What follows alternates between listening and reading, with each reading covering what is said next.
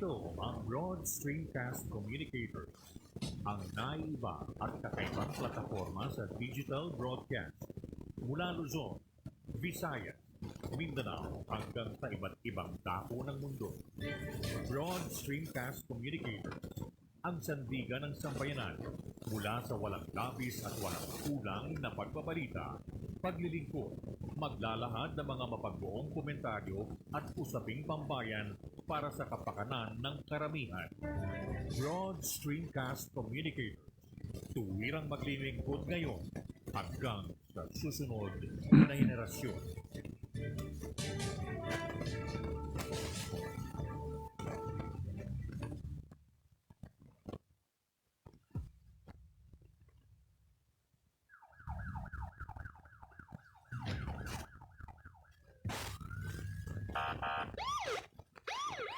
Digital Patrol. Ito ang palatuntunang magtutuon ng pansin sa mga pangyayari at kaganapan sa ating kapaligiran. Digital Patrol. Tatalakay sa mga usaping panlipunan, mga isyong naglalagabla. Digital Patrol. Magbibigay daan sa inyong mga saloobin at karaingan. Digital Patrol. At ngayon, narito ang inyong pinagpipitakanan sa daigdig ng broadcast mula noon hanggang sa ngayon, si Captain Sel Baisa. Thank you so much. Ngayon pong araw ng Martes, December 21, and we have barely, well, some says 4 days before Christmas. That's, if you will include the day per se, Christmas Day. So, you'll go down to 4. But if you would, set aside and not include the day per se, it will be 3 days left. Tatlong araw na lamang bago sumapit ang araw ng Christmas. Anyway, there's nothing to compete. There's nothing to talk about with regards to the day. Because whether we like it or not, Christmas will come. And Christmas is being anticipated not only in the Philippines but in other countries as well. So allow us to extend our advance greetings of Merry Christmas, everyone. Anyway, it's Christmas season. So it's but natural for everybody to say the word and say the greetings, Merry Christmas. And to complete it, Happy New Year likewise. Pero magandang araw ng Tuesday sa inyo lahat. Ako po si Sel Baisa.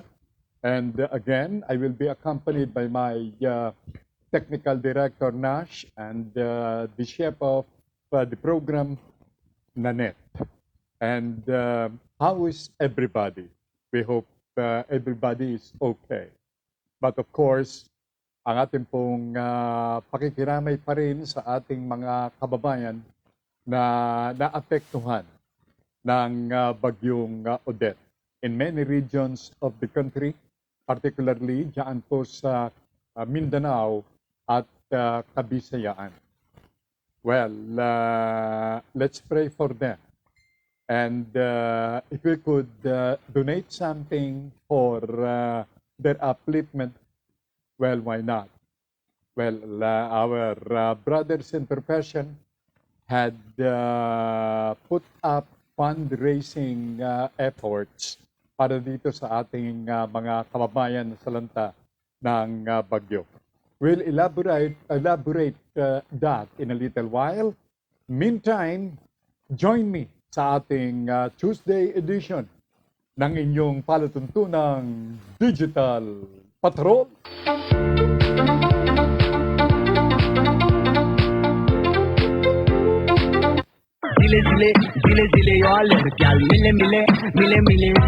Okay, so after the two introductory numbers, let's give the floor to Miss Hager. Good morning, Miss Hager.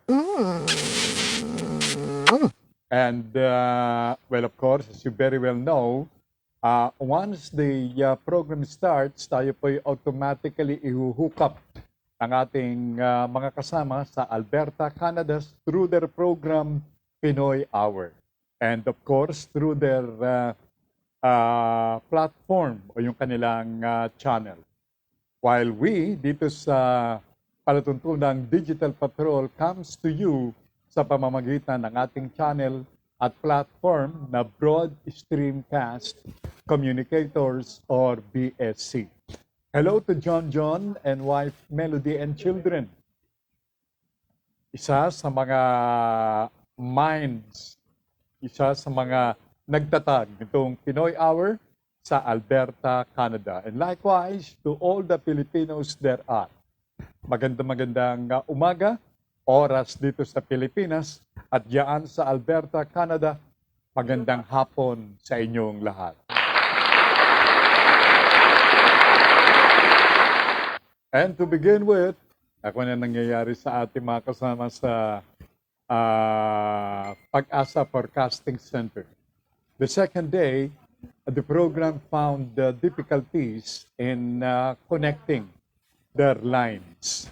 Mukhang there's something wrong or maybe they're taking a much-needed respite since these guys work round the clock during the weekend monitoring the movement ng bagyong Odette. So, if the program would be asked, well, the program and yours truly will readily say they need a rest. Okay? So, take your time.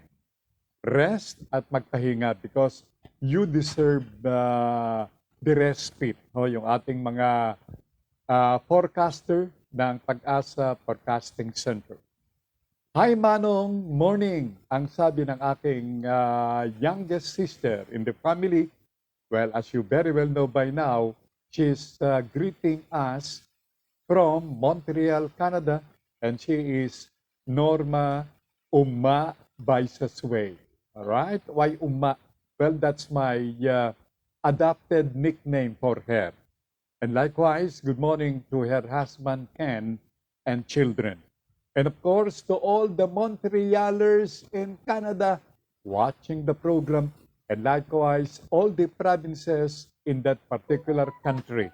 Magandang umaga sa inyo dyan. Pero, let's start the show. Ito po'y hinggil pa rin dito sa habok o itong pinsala na naidulot nitong bagyong Odette.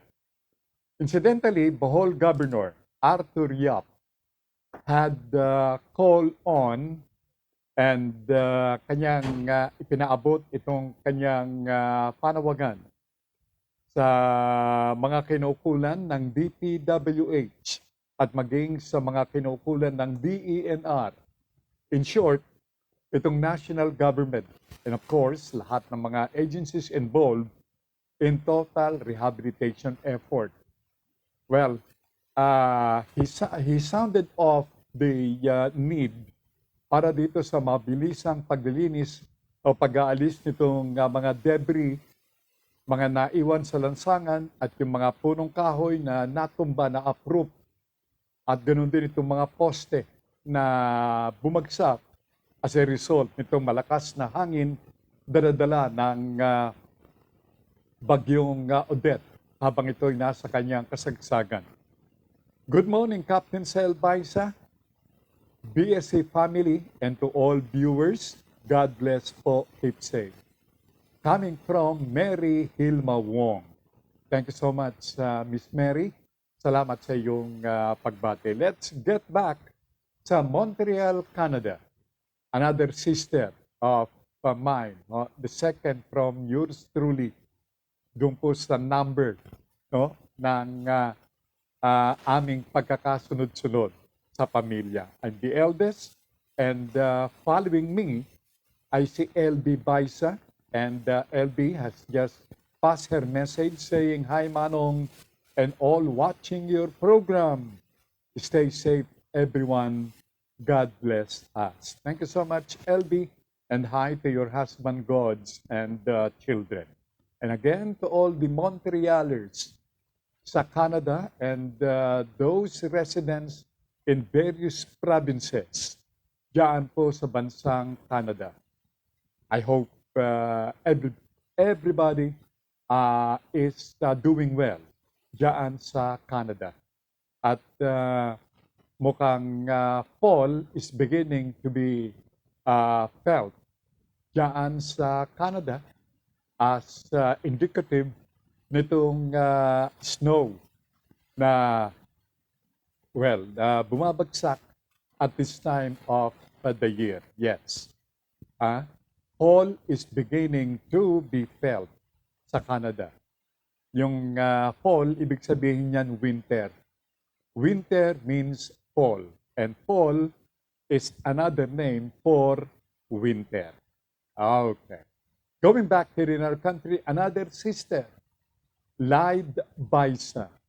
Lyde says, Taytay Rizal is watching. Thank you so much, Lyde. And so with her company, Tammy Juanillo, who is likewise watching. And to all those silent listeners we have there in the province of Rizal, magandang umaga sa inyo. Now going back, dito sa naging panawagan, there is an urgent call from no less than the governor of Bohol, si Governor Arthur Yap. Oho, remember Arthur Yap? Isa po siya sa mga cabinet members noong administrasyon ni Pangulong Gloria Macapagal Arroyo. And if my memory serves me right, siya ang dating kalihim ng Department of Agriculture. And that's during the, presidency ni Macapagal Arroyo during her administration, in short. So, without much further ado, palagay ko napakahalaga nitong kanyang apela, particularly kay Secretary Roger Mercado ng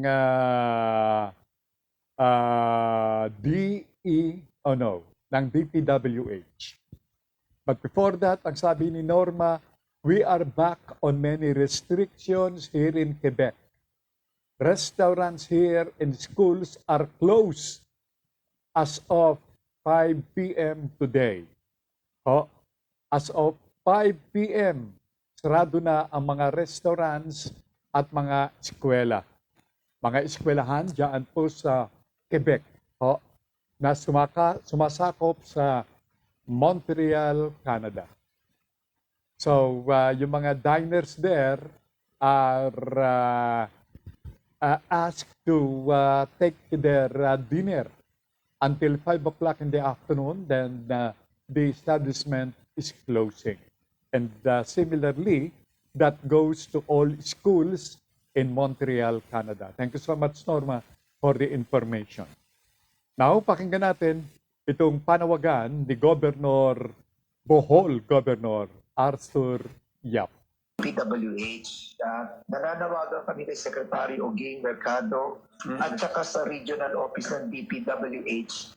Lahat naman ng district engineers dito, meron naman silang mga katrabaho ng mga private contractors.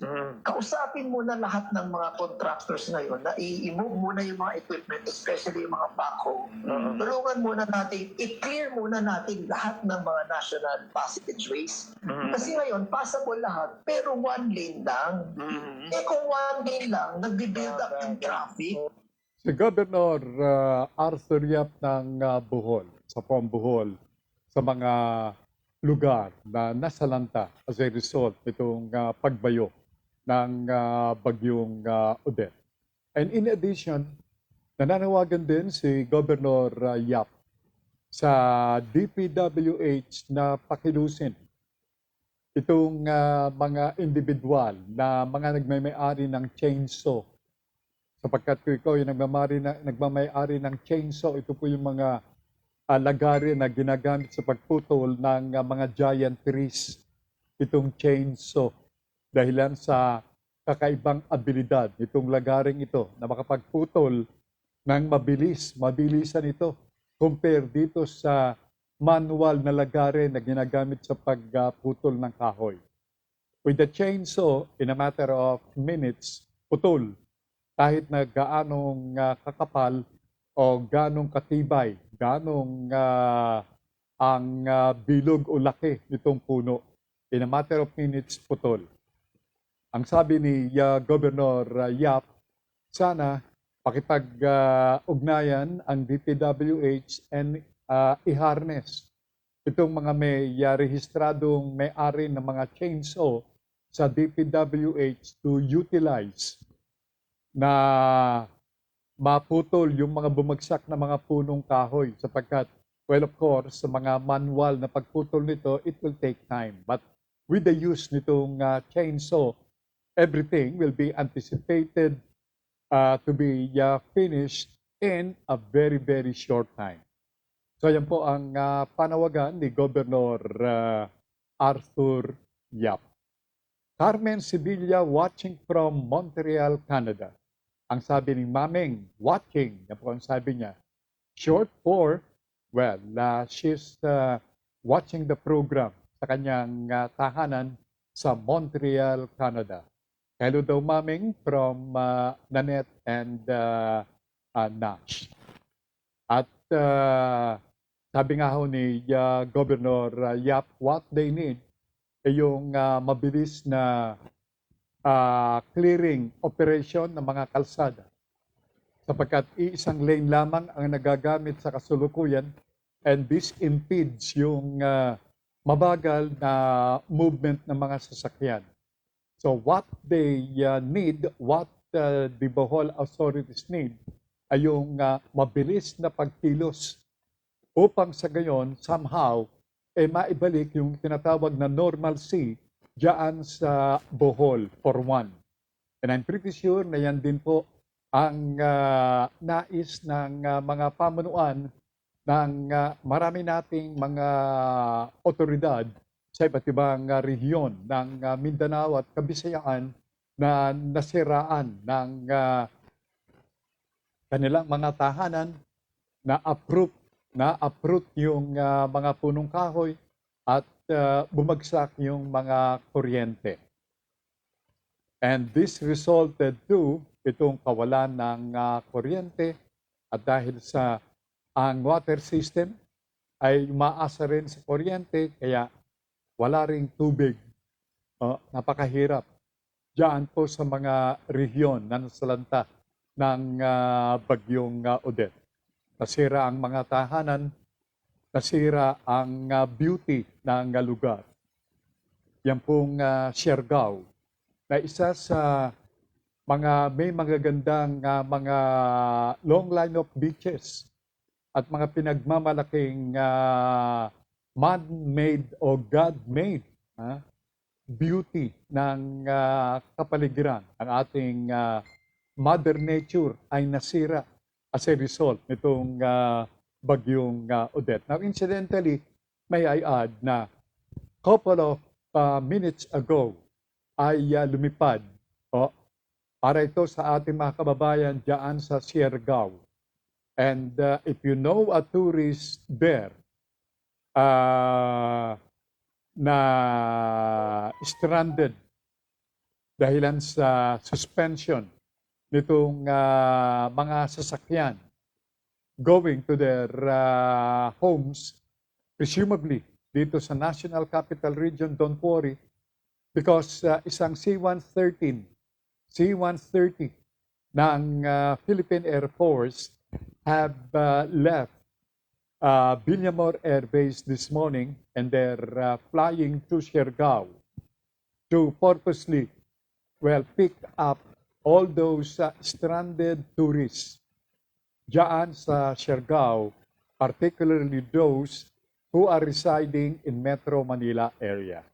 Well, if you're not a resident of NCR and you have relatives here, that's a good thing because you could always stay for a while rehabilitation efforts are still being undertaken in your respective province where you're supposed to go back to. All right? Mirna Alcid Sequejor, a cousin from Sipocot, Camarines Sur. Hello to Ed and children, Mirna. Good morning, Sel Baisa, and to all your listeners and watchers. It's a good Tuesday today. Well, I presume when Mirna says good, she meant maganda ang panahon likewise. Sapagkat every time she sent a message, she doesn't forget to tell us the weather out there in Sipocot, Camarines Sur. But today, well, it looks like it's a different mood. Maganda po ang panahon diyan sa Sipocot, Camsur. God bless daw to everybody and stay safe. Thank you so much, Mirna, and to all your friends, to all our relatives thereat, and of course, sa lahat ng mga taga Camarines Sur. Okay? Wilfredo Cruz Jr. from General Trias in Cavite says, good morning po, Captain Sel Baisa, Pinoy Hour, OFW Buhay na Bayani, mga ka-digital patrol around the world. Thank you so much, Kawili. Ha? Mukhang wala si Kawili kahapon. But anyway, I'm sure he, Kawili, did something which simply he can't say no or he can't resist. Okay? Alam niya, napakasipag niyang si Kawili. Hi to Mrs. Cruz and child. And to Conrado Brutonel of Nueva Ecija, gandang umaga po, Kuya Sel. Good morning likewise, Karading, and to all your loved ones in Nueva Ecija. Sa lahat ng mga taga Nueva Ecija, magandang umaga po sa inyong lahat. Speaking of ito pong Siargao, mukhang it will take time for Siargao to be rehabilitated. Well, of course, I'm pretty sure na ang ating mga kababayan, ang ating national government, despite the fact na wala ng pera, wala na po tayong pera. Mismo niyan sinabi ho ni Mayor Digong, meron tayong ginastosang pandemic, itong coronavirus o COVID-19. Ang concentration ay nandyan eh. Then suddenly dumating Odette. Kaya medyo nagkawindang-windang ang mga pangyayari.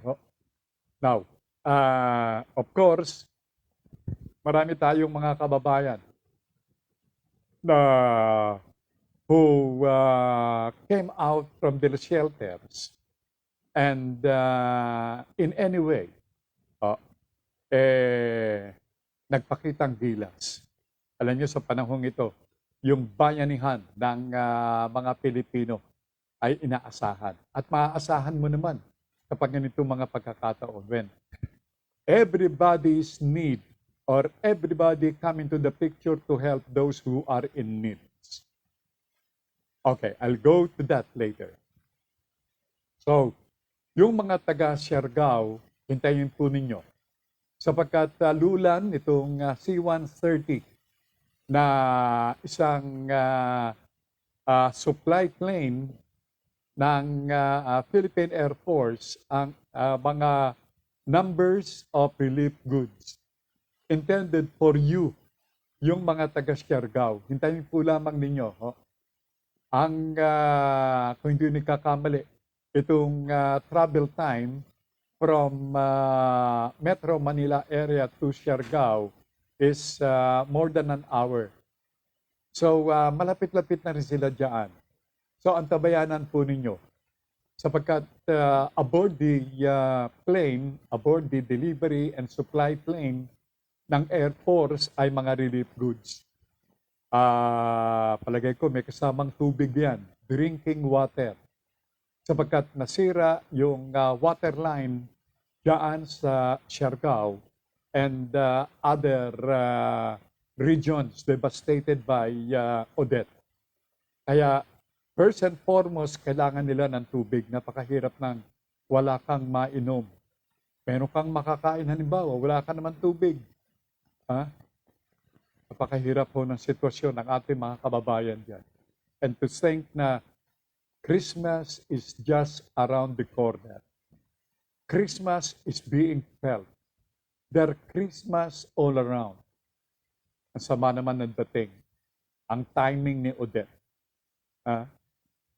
Alam nyo, doon sa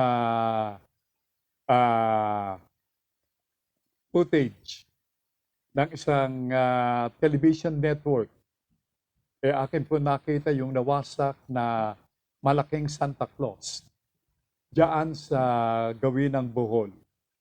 Nasira yung giant Santa Claus. Sinira ng malakas na hangin at malakas na ulan. Itong si Odette. Alam nyo, ang sabi nung mga taga Siargao, sapagkat yung Siargao ang isa sa maraming mga lalawigan na unang dinaanan nitong Odette. Para daw washing machine itong tubig diyan sa Siargao habang ito'y binabayo ng Odette. You could just imagine. Think of it. Palagay ko everybody has an idea on how water in a washing machine move. Each time the machine rotates. Diyan po sa loob ng washing machine, ganun daw. Kaya lang malaki. Ang washing machine, confined lamang. Maliit lamang makikita mo, pero ito parang malaking washing machine. Sabi ni Willie Cruz Jr., kapitbahay ko po na wala ng trabaho dito at umuwi ng Bohol, balik probinsya program ng gobyerno. Ngayon po, back to zero sila. Hoste ng bahay nila, walang natira. Pasalamat na lang po, buhay sila. Seymour. Okay? I'll try to read. Okay? Pati rin po sa lugar ng kaibigan ko na taga Limasawa Island. Ubos lahat po bahay nila. Pati bangka nilang pangisda, wasak. Di rin makapagpadala ng GCash. Alam niyo, yan po ang malaking problema. Apart from itong kawalan ng kuryente, well, I'll tackle that. May kaugnayan yung kawalan ng kuryente sa ating babanggitin. Itong kawalan ng tubig, kawalan ng water supply nga, plus itong mga komunikasyon, pati ang telecom companies, bagsak yung kanilang pasilidad. Parang ang nangyari ay naging ghost town. Pinaghiwa-hiwalay sa mapa itong ating mga regions. Inihiwalay sa Metro Manila area. It's all because of Odette. Now, going back dito sa GCash, gusto mo mang magpadala ng tulong pinansyal dito sa mga nasalanta nating mga kababayan sa kanilang mga tinitirhan sa iba't ibang mga rehiyon. And well, there's no way for you to do so because walang kuryente, wala ring internet. How in the world could you send financial help? No way, Jose. No way. Kaya, nga. Well, in line with this, yung mga alkalde ng Metro Manila area, mga bumubuo ng Metro Manila Area Mayor's Council, nagkakaisa ngayon na huwag nang bumili ng relief goods doon sa pera na kanilang idodonate sa mga nasalanta nating mga kababayan. Wala nang relief goods. Because if you buy relief goods, that would entail time. Yung pagbili, yung pagdala doon sa where you're supposed to bring them for repacking effort, that will take time. So nagkaisa sa ngayon kay Benhar Abalos, chairman ng MMDA, ang mga alkalde ng Metro Manila area for them to just send cash na lang. Mas madali. At ito ipadadala nila sa pamamagitan ng Philippine Air Force. Mas mabilis.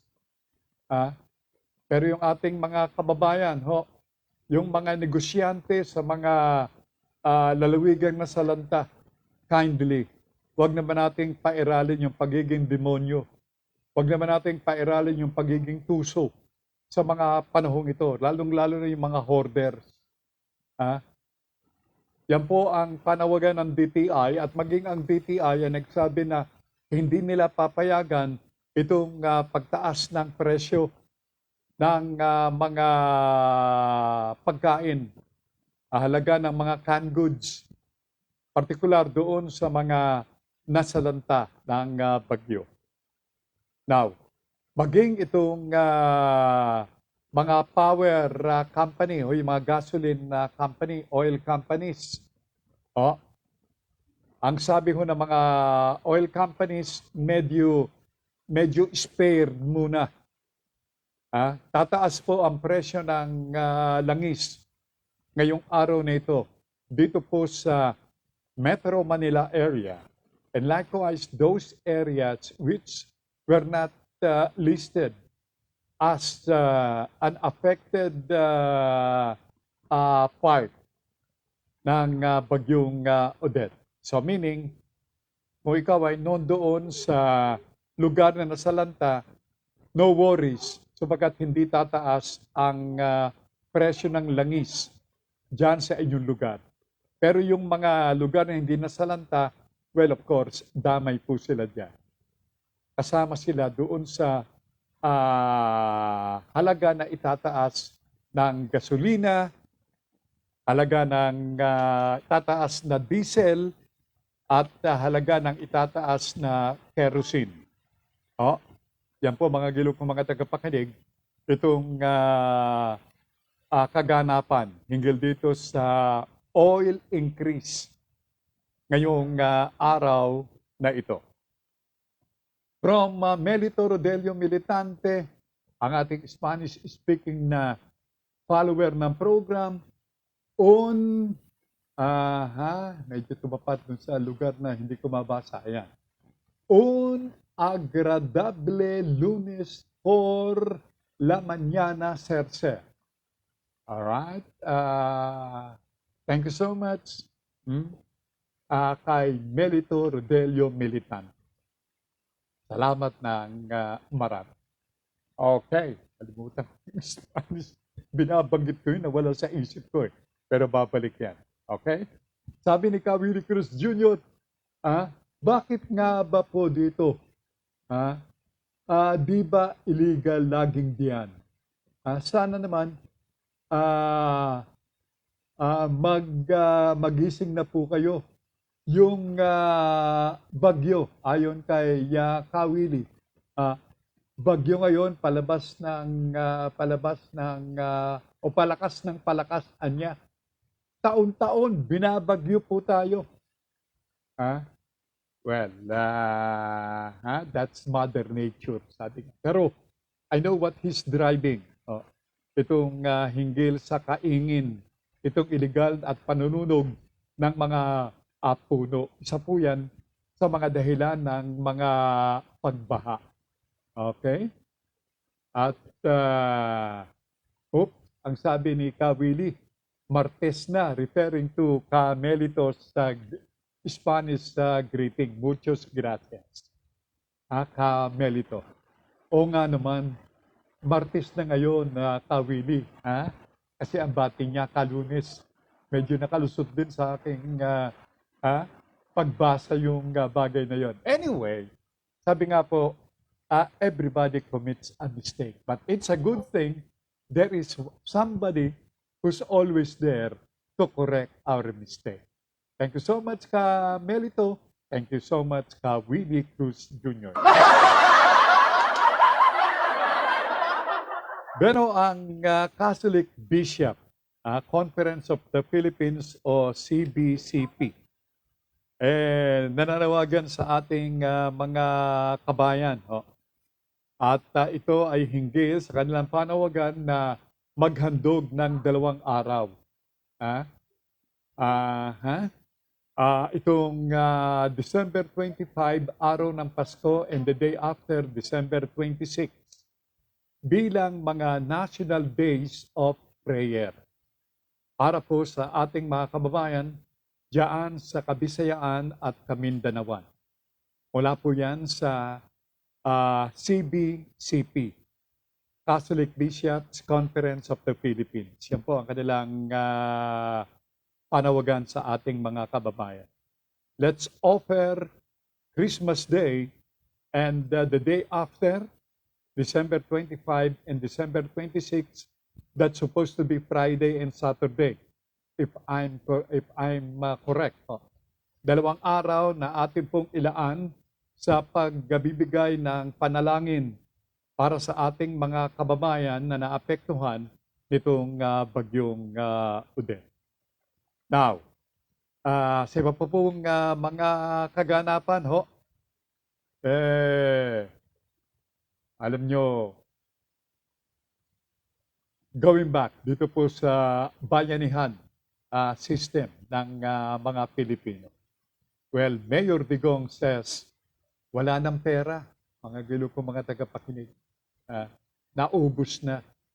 But then, yung ating mga kababayan, mga radio stations, yung mga nasa stream radio stations and television networks, nananawagan sa ating mga kababayan.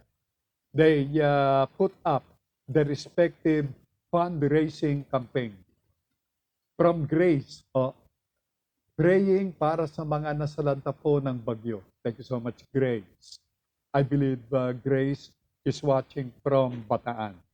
And so with her next of kins and loved ones. Thank you so much, Grace. Kawili says, hello Bataan, hello Grace. Yon, ang sabi ni Kawili. Grace says, Sir, pa-shout out po sa mga kamag-anak ko na nasa North Cotabato, Mindanao. Binabati po kayo nangangamusta ang inyong kamag-anak na si Grace from Bataan.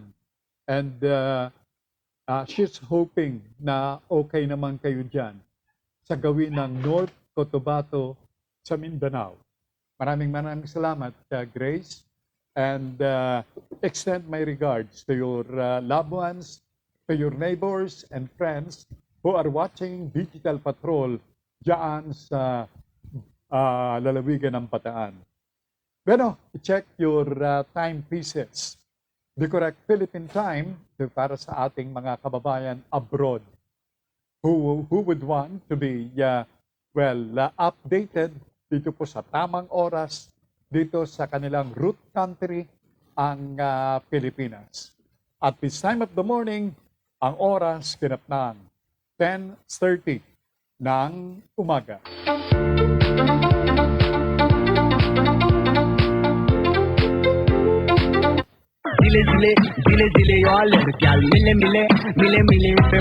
Alright. Alam nyo, kahapon, dinalaw ni Mayor Digong as well as other or members of his cabinet. Ito pong lalawigan ng Cebu, wherein he spoke before Cebuanos. Alam nyo, ang ating mga kababayang mga Cebuana, ang isa sa marami nating mga kababayan na apektuhan ng bagyong Odette. And would you know na despite itong sama ng damdamin hinggil dito sa sinirang mga ari-arian at mga infrastructure projects, sinirang mga pananim diyan sa Cebu, nakuha pa pong tumawa ng mga taga Cebu. Well, Kuwela, sabi ni Grace, maraming salamat po, sir. Merry Christmas po. Likewise, Grace, Merry Christmas to you and your family. Nakuha pong tumawa ng audience ni Mayor Digong sa Cebu. Mantakin ninyong sabihin ni Mayor Digong na kahit na bigas na lamang ang nasa hapagkainan ng ating mga kababayan sa Cebu, nandiyan naman, may pang-ulam naman, yan ay asin. Sanay naman daw magdildil ng asin yung mga taga Cebu. Ayan, magilo kong mga tagapakinig. At ayaw na lamang ni Mayor Digong na makatanggap ng mga sumbong mula sa mga may bahay ng mga Cebuano, ng mga kaliwete. Baka merong magsumbong na nang bababae si Mister. Kaya ang sabi ni Mayor Digong, baka ma-inlove siya doon sa misis na magsusumbong. Lalo na raw at kung maganda to. Ay, naku. Kaya namang nagtawanan yung mga Cebuano kay Mayor Digong sa kanyang pagpapatawa. Well, amidst dito pong problema na ating dinaranas, it's really timely na tayo naman ay tumawa. We need, sabi nga po na, ngumiti, tumawa amidst nitong ating kalungkutan na nadarama. Ang sabi ni Grace, sir, ang Pilipino po talaga masayahin. Kahit mga nasalanta na ng unos, nakuha pa rin tumawa. I believe you. I believe you. Alam niyo, ito yung isang angking karakter ng Pilipino. Yung pagiging masayahin. Totoo po yan. Tama yung observation ni Grace. At kanyang dinagdag na tawanan lang natin mga problema na dumating sa atin. Correct. Dito sa atin, sa isang umpukan, pagmasdan nyo na lang, maaring at one time during their discussion, o kwentuhan, kung hindi discussion, maybe they're discussing something like a serious matter. Makikita nyo na walang ngiti sa kanilang mga mukha. Pero alam nyo mga gilo kong mga tagapakinig, pagmasdan nyo, in a while, magkakatawanan yan. Because somebody will inject something that would make members of the group laugh. Ganun po mga Pilipino eh. Ang sabi ni Grace, sir, mga Pilipino po talaga, mga marites. Yeah. Ayun. Okay. Ay, nako. Marites. Hindi nagkakamali, may nagsabi sa akin yan. Ang ibig sabihin ng marites mare. Mare, ano raw yung ayaw ko ba? Kalimutan ko. Sino ba nakakaalam? Anyway, mga gilo ko mga tagapakinigo, let's confine doon sa pagiging masayahin ng mga Pilipino. It's but natural to be serious at a time. Pero sabi nga po, huwag natin patagalin naman yung pagiging seryoso. Let's laugh. Because sa pagtawa, more muscles ay ang ma-exercise. Sabi nga po, face muscles, sabi nga. Ang sabi ni Grace, eto na, Mare, ano po ang latest na chismis? Yung ay, nako! At sabi naman ni Mary, Hilma Wong, Mare, anong latest? Yan. Ang sabi ni Melito Rodelio Militante, Mare, ito ang latest. Yan. Kaya naman, Filipino will always be on top of the situation. May mga bansa na kung everybody is serious, kaya naman to what they're doing, to what they're discussing, kaya naman expect when they regroup or when they group themselves, minsan na uuwi sa away. Simply because nobody wants to inject something laughable. Kailangan naman kapag medyo ang diskusyon, medyo seryoso, medyo let somebody take the floor to make the rest of the grouping people laugh. Alright. Now, batay po rito sa ulat ng Philippine National Police, ang latest na namatay dito po sa bagyong Odette, as of yesterday, ay 375, 375 ang mga taong namatay dito sa mga rehiyon na naapektuhan ng Odette. 56 ang nawawala. This is no joke. Ito po ay sa PNP update. Sa Region 7, according to PNP, ito po ang may pinakamaraming naitalang mga namatay. 170 ang mga namatay sa Region 7. Sa Region 13, 167 ang mga namatay. Sa Region 6, 24. Sa Region 10, 7. Sa Region 8, 6. At sa Region 9, 1. Yan po ay batay dito sa tali ng Philippine National Police. At ang NDRRMC as of yesterday, mababa ang kanilang death toll, 58 lamang, compared to 375 deaths na naitala ng Philippine National Police. Now, ito po ang latest words mula naman sa National Electrification Administration on NEA. Saka yung po sa latest report we got, may 600,000 mga tahanan dito sa rehiyon o mga lugar na naapektuhan ng Odette ang hanggang sa mga sandaling ito, wala pa pong kuryente. Although some parts of Cebu, I understand, ay naibalik na yung pong serbisyo ng kuryente.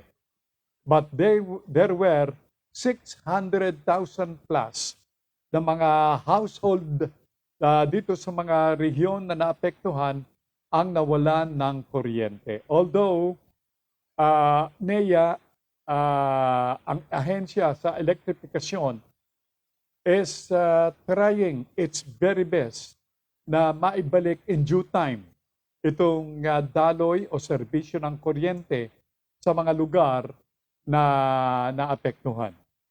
Now, kanina pa nabanggit ko yung oil price increase that would start again today. 51 centavos ang itataas sa gasolina, 61 centavos naman sa diesel, at 71 centavos sa gas. Yun po, because I wasn't able to report to you yung presyo ng mga idaragdag kaugnay dito pong pagtaas ng halaga ng langis sa ating bansa. Doon sa mga lugar na hindi naapektuhan ng Odette, kasama kayo sa oil increase, except maliban doon sa mga regions na naapektuhan, like regions 7, 13, 6, 10, 8, and 9. Yan po yung mga lugar o mga regions na naapektuhan. Hindi kayo kasama dito sa oil price increase.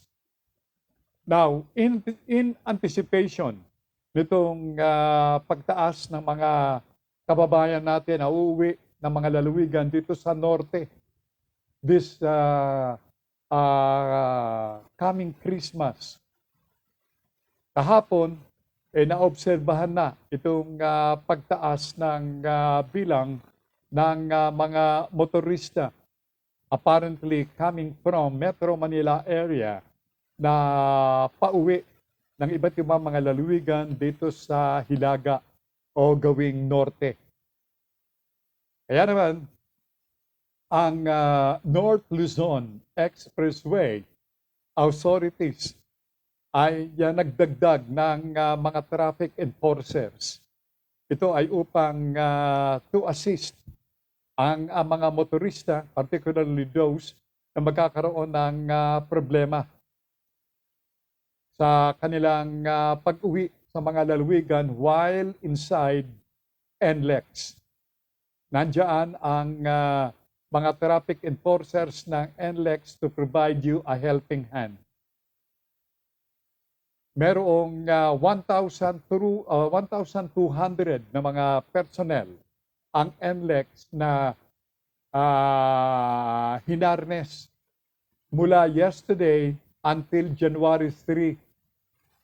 Ito ay to give alms, to give help sa mga needy na mga motorista at ganun din upang may siguro itong zero accident na paggamit ng expressway, particular dito sa North Luzon Expressway.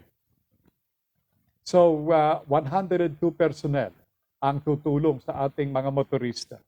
But a word of advice para naman dun sa ating mga motorists, coming from yours truly and coming from the program. Before you leave your respective garage, I would advise you to check your vehicle not twice, not thrice, but more than that. If you could check your vehicle 10 times, then do it. Check your tires, check your lights, check even the smallest part of the car. Ang inyong windshield, i-check nyo yan. Ang inyong battery, i-check ninyo yan. Ang mga tubig sa inyong radiator, ang mga radiator ba ay hindi nag-overheat? I-check na po ninyo the smallest part ng inyong kotse. Because somehow, kung ang tatakbuhin mo ay hundreds plus hundreds plus hundreds of kilometers going from or going to your respective destination, well, that's serious. Kaya you got to be confident na inyong sasakyan ay nasa A1 condition, nasa topmost condition, at hindi kayo ilalagay sa sitwasyon, anumang sitwasyon. Napakahirap po na itirik kayo ng inyong sasakyan sa isang highway. Aabutan kayo o aabutin kayo ng dilim sa isang lugar which is a strange place to you. Mahirap po yan. Kaya before you even think na uuwi sa inyong lalawigan and able to conduct or to do a family reunion this coming Christmas, makabubuting i-check nyong maigi ang inyong sasakyan. Well, some says it's better to take a public transport because pag ikaw ay nasa bus, wala ka nang iniisip na kakargang gasolina, wala ka nang iniisip na mapupuyat while driving, hindi ka persadong magising ng napakaaga, unable to, check if those stops are in the bags. na inyong uuwi, yung mga ririgalo, kung ayos lahat yung mga yan. Ha? Well, if you will take a public ride, presto, nakaupo ka lang.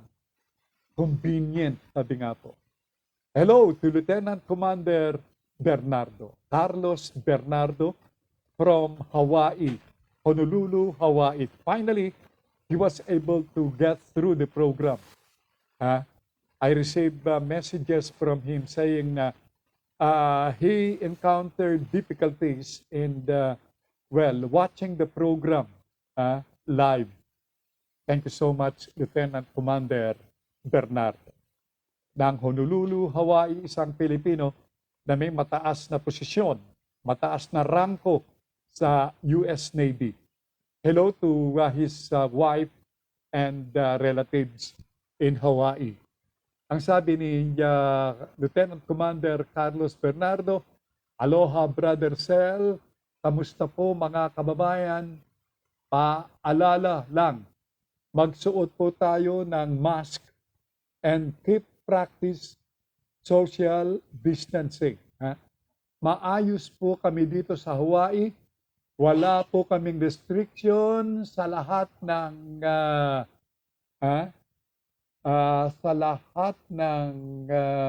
nasaan tayo? Saan tayo rito? Ayun, binababa ko po ng konti. Ayan. Okay. We are watching in great, medyo nahuli konti. Maayos po kami dito sa Hawaii, wala po kami restriction sa limit ng attendance sa mga churches, restaurant, business, pero mandated kaming magsuot ng mask. Brother Cel, we are watching in great view and audio. Male Kalikama, Merry Christmas. Yan po ang pagbati mula sa Hawaii. Mele Kalikama. I learned something again. Mele Kalikama. Maligayang Pasko in Tagalog. Mele Kalikama in Hawaii. Merry Christmas in English. Melikama po sa inyo mga kababayan. Being a retired serviceman, na-experience ko po tumulong sa mga dumanas ng hirap na sinalanta ng typhoon several years ago. Tinamaan kami. Sandali, wala. Ayan, wala. Anong gagalawin ko kaya dito? Ano yung gagalawin ko dito? Wala pa naman yung aking technician. Nako, patay tayo dito. Ano kaya ang gagalawin ko dito? Sandali lang po, mga kabayan. At may nagalaw ako Biglang suddenly, ayan, nako, wala na. I have to wait for my technician. Ayan, I came back. I'm happy na solusyonan ko. Ayan. Ang sabi ni Lieutenant Commander Bernardo, dito sa Hawaii at isang island ay completely nawalan ng power kaya nag-deploy kami ng submarine at binigyan namin ng electrical power ang island. Well, he is passing on to us yung kanyang na-experience ng magkaroon ng problema sa Hawaii. May mga warship po naman tayo na pwede magbigay ng power. Marami ding mga engineer corps ng Philippine Army na mag-deploy ng mga emergency generators, mga water purifiers. So, aloha, God bless mga kabayan. Thank you so much. Lieutenant Commander Bernardo, sir. Coming from Grace, sir, nakikinig po ang tatay ko sa inyo. Nasa Mindanao. Si Mr. Raul Domingo from Grebona, North Cotabato. Thank you so much, sir. Raul Domingo from Grebona, North Cotabato. Ang father ni Grace. Watching from Bataan naman si Grace. Thank you so much, sir. At ingat po kayo dyan. From Melito Rodelio Militante, exit po muna ako, start ng therapy ko. Nandito po ako sa hospital. Nasa hospital but he makes a point to watch the show. Okay? Alright. Yun. Thank you so much, Grace. I was able to solve the problem. Sabi niya rito, Sir, front camera po, yung galawin niya yung front camera. I was able to hit the pot. Thank you so much, Grace. At coming from my sister from Montreal, Canada, Norma Baisasway. There you are back. Ha? Yan. Ang sabi po ni Norma. Thank you so much. Ha? Kaya lang, naglakihan itong mga messages. Mukhang natakpan yung aking, ayun, dumating na yung aking technical man. Talagay ko maayos niya itong naglakihan na mga letters. Paliitin mo nga, technical man, Nash. Ayan, ginagawa niya ng paraan. Let's see kung, ayan, yun, pang ayaw. Subukan kong, anyway, sabi nga po, what's in front of the camera when the program is almost over? Sabi nga po.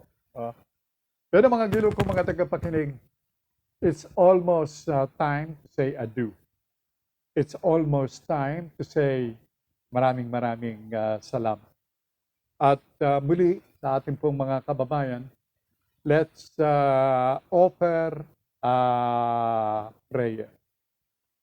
Serious and devoted prayer para sa ating mga kababayan na apektuhan ng pong bagyong Odette. At sundin po natin itong nabanggit ng CBCP o itong Catholic Bishops Congress of the Philippines na let's offer prayers sa ating mga kababayan, mga gilo ko mga tagapakinig, this coming Christmas Day, December 25 and December 26, 2 successive days na tinawag na National Days of Prayer para sa ating mga kababayang naapektuhan ng bagyong Odette.